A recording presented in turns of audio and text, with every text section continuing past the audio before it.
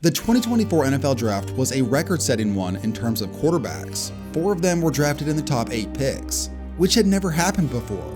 Add 2 more to the first round, and you have the most quarterbacks taken in the first 32 picks in over 40 years. The entire draft, I think, has a chance, if you just sort of take the temperature of it, has a chance to be one of the genuinely great draft classes of all time.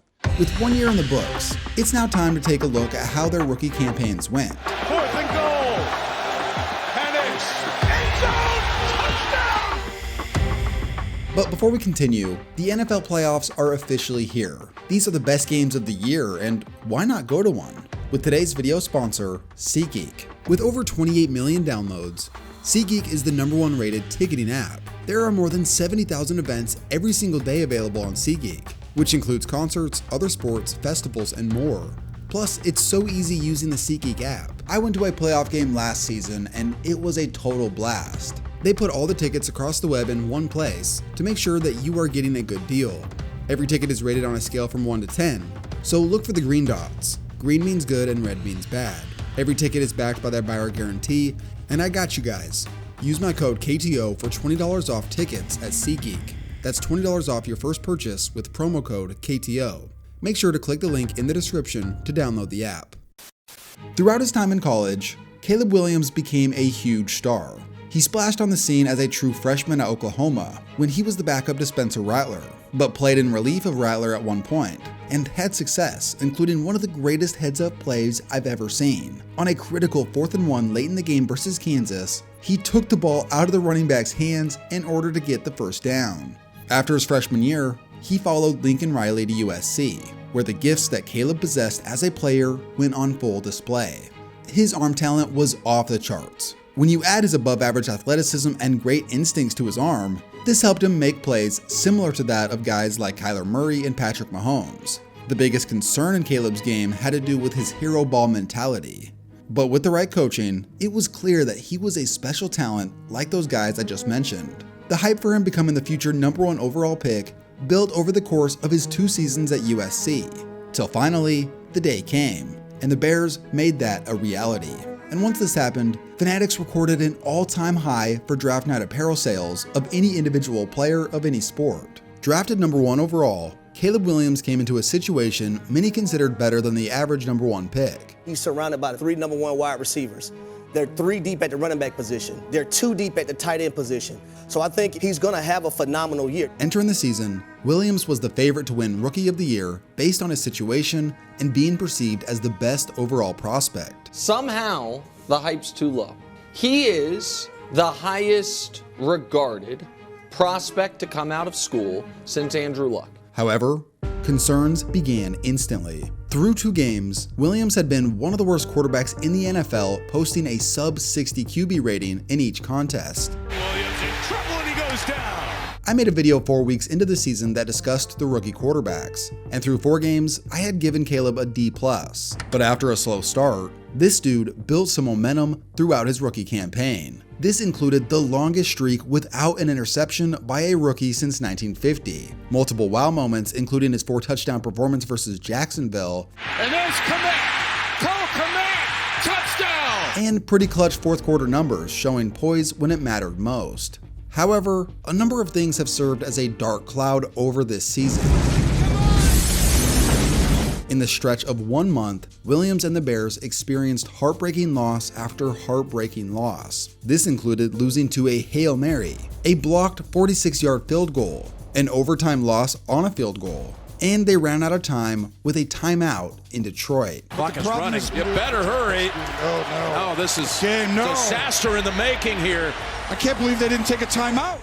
This stretch of games ended in Bears head coach Matt Eberflus getting fired. He was 5-19 in 1-score games, which was the worst in NFL history. Along with this, Caleb had been sacked more than any quarterback in the league, and the most in Bears history, by a long shot too. What's weird is so many people said just how great the situation was before the season, despite little evidence that the staff was capable. Caleb Williams fails, it's on Caleb. This is more than good enough. This is better than what C.J. Stroud got. In one sense, those takes were understandable because of the receivers the team possessed, but the patchwork offensive line proved to be a disaster, as well as Caleb running into sacks. Despite the concerns in Caleb's game, there's plenty of reasons to still believe that he can become the player everyone thought he could be. The Bears just need to get this next head coach decision right, which is a worrisome endeavor. Chicago fans can't hide from the truth. This franchise has struggled to develop quarterbacks, and this is about as good of a shot as they've had. It would be painful for the fan base if the next regime messes this up. Your number 2 quarterback of 2024 is? Jayden Daniels, LSU slam dunk. As a 5-year college player, Jayden Daniels spent 3 years at Arizona State before transferring to LSU. He won out the starting job and proved to be a solid dual threat. Then in his final collegiate season, Daniels took things to the next level, amassing nearly 5,000 total yards and 50 total touchdowns. This was a season that saw him take home the Heisman Trophy. Daniels was not even projected to be a first-round pick prior to that final season, but after 2023, he saw his draft stock rise. In the new wave of NFL spread RPO-based offenses, Jayden Daniels perfectly fit the mold. And here's what NFL Draft Buzz had to say about him. Quote, "In evaluating Daniels, what impresses is his game management and decision making. He has the acumen of a seasoned pro, balancing assertiveness with judicious caution. His ability to consistently generate big plays marks him as a playmaker who can change the complexion of a game." He compared to RG3 coming out of college, which was quite the coincidence considering the same team that drafted RG3 also picked him.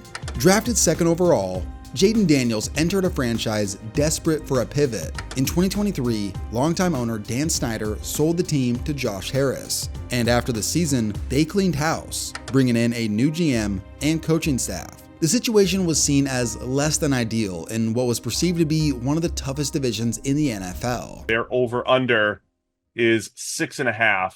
What are your thoughts on Washington's over-under at 6.5? You know, we talk about certain spots having value and continuity. Well, there's basically no continuity anywhere in this Washington team, including all of the most important positions on and off the field for them. But despite all those doubts, Jayden Daniels was immediately effective. Through 4 games, he was one of the surprise players in the NFL, completing a staggering 82% of his passes to that point, with the team standing at 3-1. His performance versus the Bengals was insane. Aired out.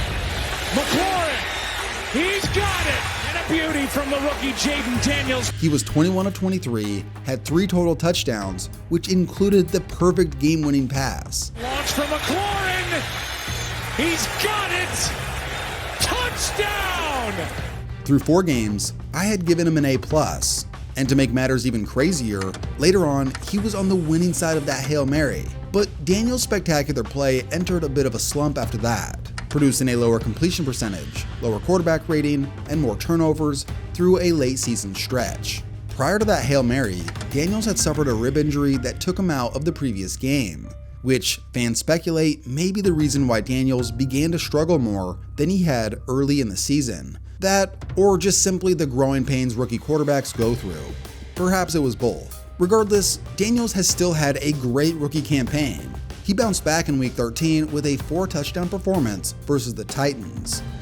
Daniels on the slant, caught, touchdown, McLaurin, his second of the half. And to put the cherry on top, the Commanders got a huge playoff win in the wild card versus the Bucs, in large part due to Jayden Daniels. This video is being released before the divisional round, and we'll see how that goes. But no matter what, this dude's been a major success in Washington. I get it. There's going to be some purists that don't love his feet, that don't love his decision-making ability, in particular when he didn't have a lot around him and he was trying to force the football down the field. But when you watch some of these elite attributes that Drake Maye has, it jumps off the tape. As the star of North Carolina football, Drake Maye looked a lot closer to the traditional first-round quarterback compared to the previous 2 guys mentioned. Standing at 6'4" and around 225, Maye was named ACC Player of the Year in 2022 after leading the nation in total offense, but the following year was a bit of a step back in performance. Regardless, his physical skills were never in doubt. He compared to Justin Herbert entering the draft and was described by Bleacher Report like this, quote, Maye is a supremely talented passer. He has the athleticism, arm talent, and baseline processing skills to become a weapon at the next level. All he needs to do is cut out some of the doing too much plays. Maye has the skill set to fit in any system and develop into a star. Drafted 3rd overall, Drake Maye entered a different scenario than the previous 2 players.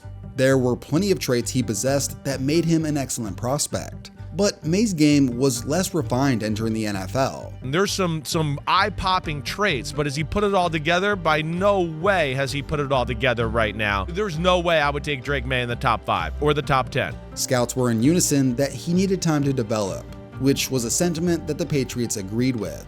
Maye was not the starter right away, as the plan for him was to have him sit and learn behind veteran Jacoby Brissett, which, after witnessing the first few games of atrocious O-line play, it was probably for the best that Maye wasn't out there. Through 5 games, it was clear that New England was one of the worst teams in the NFL, and to that point, Maye had just a few snaps at the end of one game.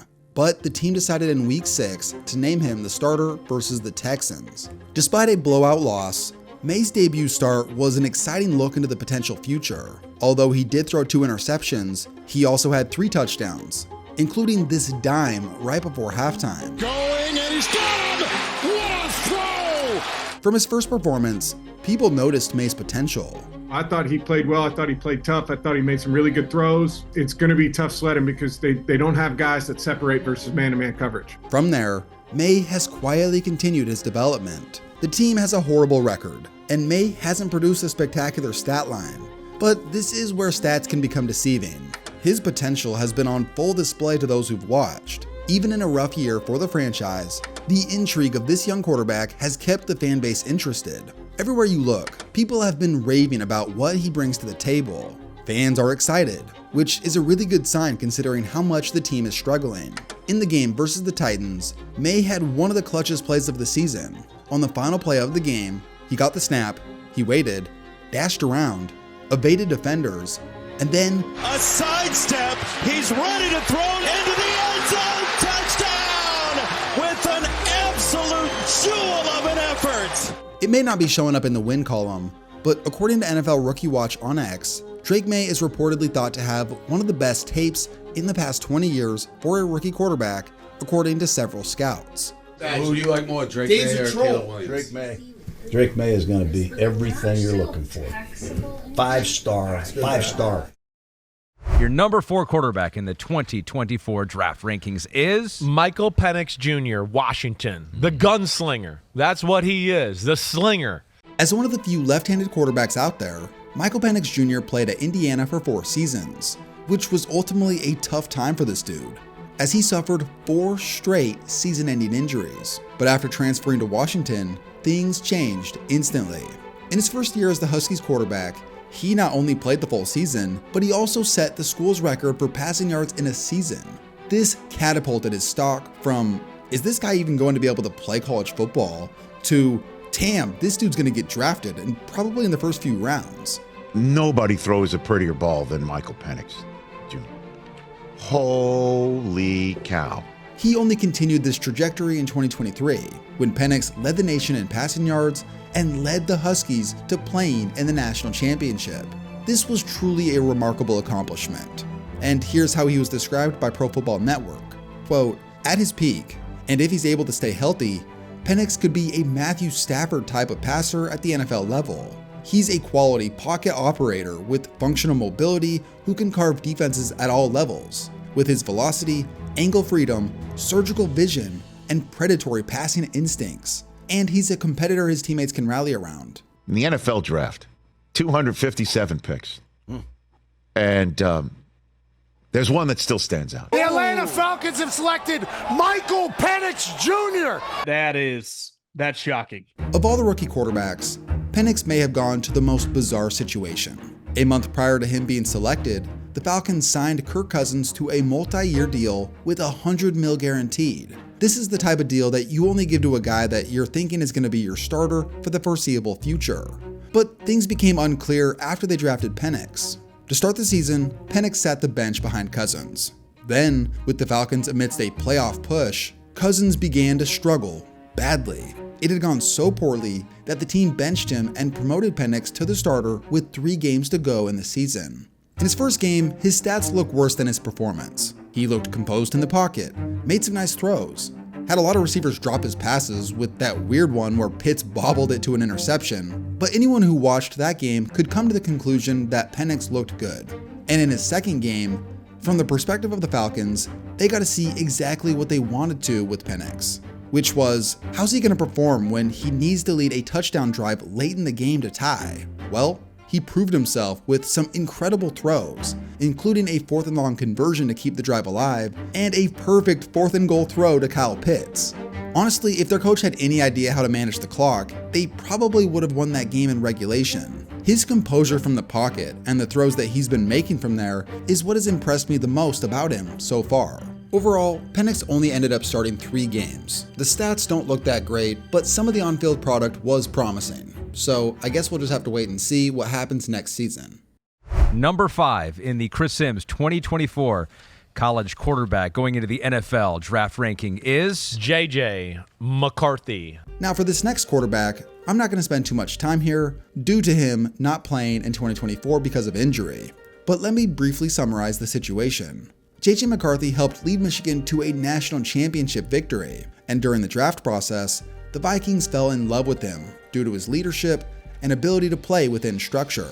For what JJ lacked in talent, he more than made up for in efficiency and decision making. But after suffering a season-ending injury in the preseason, which has required multiple procedures, we didn't get to see JJ McCarthy play at all his rookie season. Now, in a few of my recent videos, I've been talking a lot about Sam Darnold and how good he had been playing. But after his last 2 games, which were pretty abysmal, he's most likely not going to be back in the building, which most likely means that the team is going to go back to their plan A, which is going to be start JJ McCarthy when he gets healthy.